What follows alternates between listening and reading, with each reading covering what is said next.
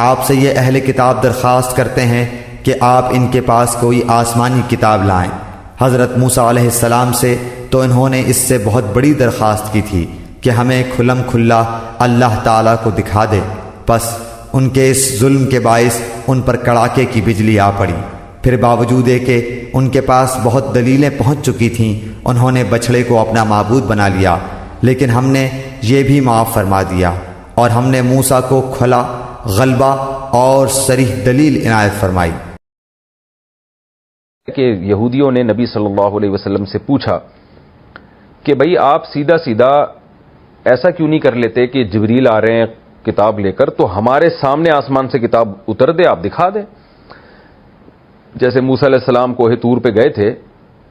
تو کچھ لوگوں کو اپنے ساتھ لے کے گئے تھے نا، گواہ تھے،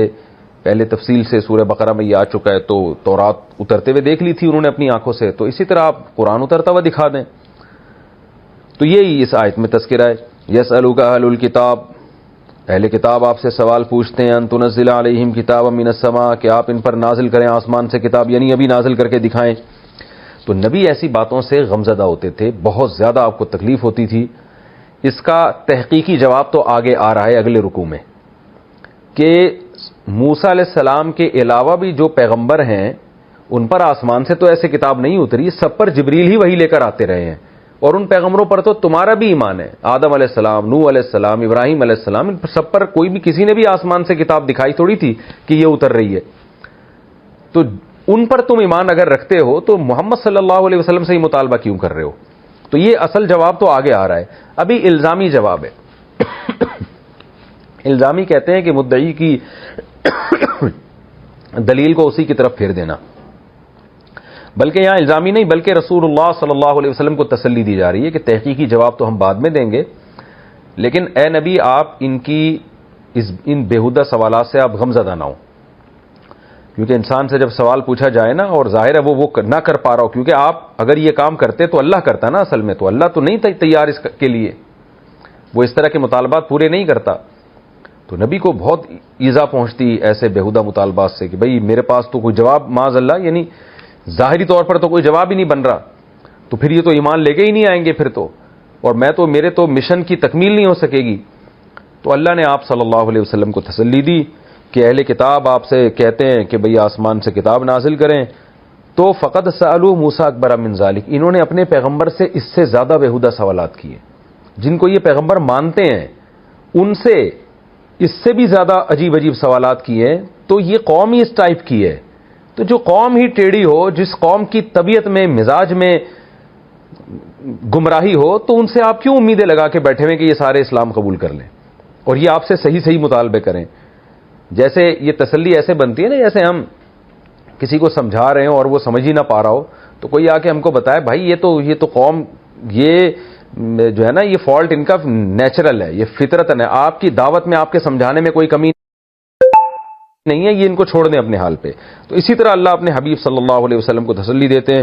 فرمایا فقد سألوا موسیٰ اکبر من ذلک، انہوں نے موسیٰ سے اس سے بھی بڑا سوال کیا ہے۔ آپ سے تو کہہ رہے ہیں کہ آسمان سے کتاب اترتی ہوئی دکھاؤ، موسیٰ سے انہوں نے یہ کہا تھا جب گواہ گئے نا اور تورات اللہ نے اتار کے ان کے سامنے رکھ دی، آسمان سے دیکھی انہوں نے اترتے ہوئے، تو اس وقت بھی ایمان نہیں لے کر آئے تھے، بلکہ کہنے لگے ارین اللہ جہرتن، ہمیں اللہ دکھاؤ سامنے۔ تو فأخذتهم الصاعقة بظلمهم، ان کے ظلم کی وجہ سے ایک چنگھاڑ نے ان کو پکڑ لیا تھا، مر گئے تھے۔ سورہ بقرہ میں اس کی میں بہت ڈیٹیل سے تفسیر بیان کر چکا ہوں، آپ انہی آیتوں کی طرف رجوع کر لیں۔ اس بیہودہ مطالبے پر اللہ نے ان کو مار دیا تھا، پھر جب اللہ نے مارا تھا تو موسیٰ علیہ السلام پریشان ہو گئے، اللہ جو گواہ تھے وہ تو مر گئے،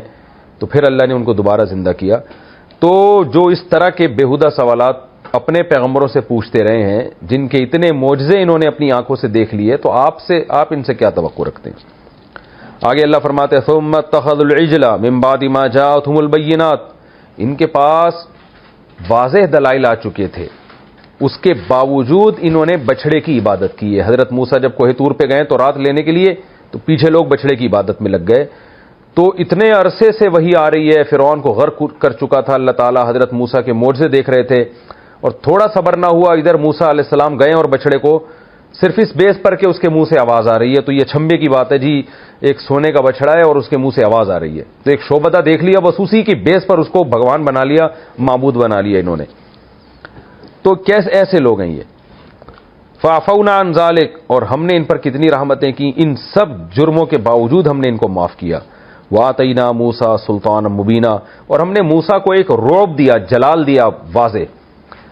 اس کا تذکرہ اللہ اس لیے کر رہے ہیں کہ جس شخصیت پہ جلال ہوتا ہے نا, اس کی تو ویسے بھی نافرمانی انسان سے نہیں ہوتی.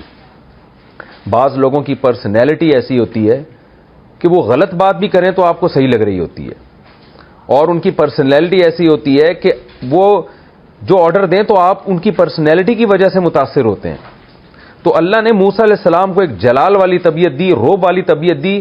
اس کا تقاضا تو یہ تھا کہ بنی اسرائیل 100% ان کی فرما بردار بن کے چلتی. بچڑے کی عبادت کا یا یہ مطالبہ موسیٰ علیہ السلام سے کہ اللہ دکھائیں, یہ تو ممکن ہی نہیں تھا.